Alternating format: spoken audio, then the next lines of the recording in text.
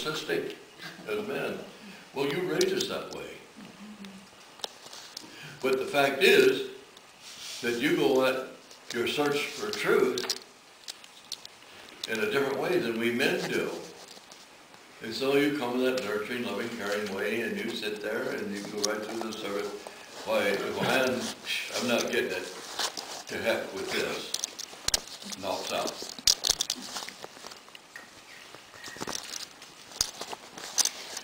But what I want to say is, we are, every one of us, both male and female. So now I have to tell you an old Indian legend again, storyteller once again. This legend goes back to the long ago time, where the legend says there was a time when we could go back and forth between the four-legged kingdom and the two-legged kingdom, the two-legged kingdom and the four-legged kingdom. I could be a four-legged bear today if I decided, and tomorrow be a two-legged bear or whatever. But we misused that. The Creator kept after us until finally the Creator just got tired of trying to tell us to knock it off and only use it when the proper time for it and not misuse it. And so finally said, okay, the day has come where you must make your decision. You'll either be two-legged, you'll be two-legged forever from here on, or you'll be four-legged from here on. So some of my family decide they be four-legged bears, and they still are. And some of us are two-legged bears. That's the reason I was born in the Bear Clan. And this is my ID card. It shows that I'm Bear Clan man in my tribe. But those four-legged bears are my cousins.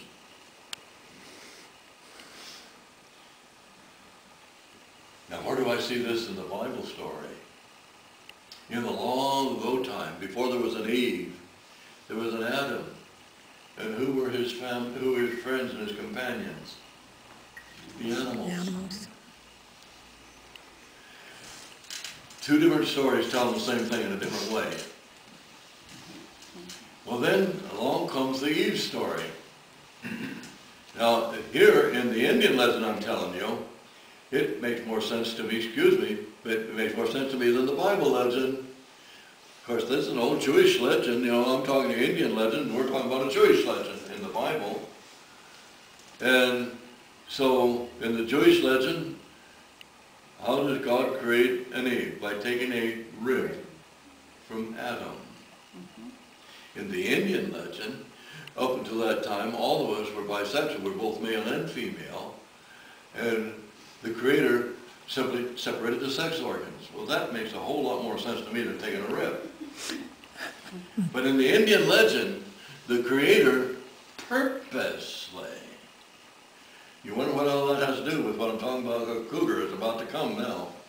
The Creator purposely did not do a perfect job of it. So you who are biologically female or strong in your female characteristics and attributes, and weak in your male attributes. And we who are biologically male are strong in our male attributes and weak in our female attributes. That's one reason why sex in marriage is not just a sensual wow-wow. It's a very sacred ritual and ceremony, because when we come together, I give to you of my strength where you're weak, and you give to me of your strength where I'm weak, and we bring each other into balance and harmony. Doesn't that make it more beautiful? Doesn't that make it sacred and wonderful?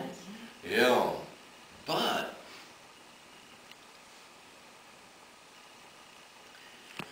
I come back to the female is the hunter. So I think of those 47 years I pastored churches, and my Indian legend said to me, you got more women in this church than men. When you come to Bible study, take notice how they approach these studies and how they do everything on the boards and the committees and everything else. Adopt some of those ways. Take now your female nature to be cultivated and groomed and fed to bring it in balance with your male nature.